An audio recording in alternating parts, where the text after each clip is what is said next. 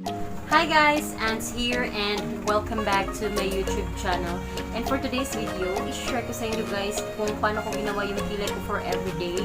And i-share ko din sa inyo way back 2013 yung kilay ko na hindi pa ako marunong magkilay. So ito yung picture at pangit ng kilay ko talaga guys. So 2019 na tayo ngayon. So ito na yung natutunan ko kung paano gumawa ng kilay. So malaki yung difference niya guys before and after. So nag-makeup na ako pero yung kilay na lang yung kulang. So tuturo ko sa inyo ngayon guys kung paano ko ginawa yung kilay ko. Ito na guys. Ito na yung ginagamit ko. I'm using Nichido. At saka i-blend ko ng brush the shade of walnut. So, yung walnut kasi guys, sabi ng sus lady, bagay ko sa hair ko kasi parang may pagka-ash yung hair ko. So, ito yung binigay na shade. So, walnut.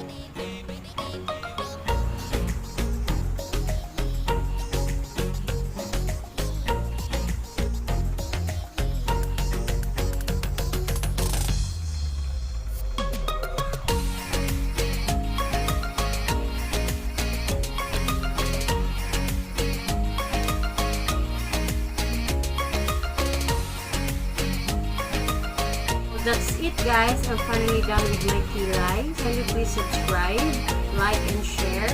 And I hope may natutunan kayo kung paano gawin yung kilay guys. So thank you for watching. I hope you enjoy and thank you sa mga new subscriber dyan. Bye!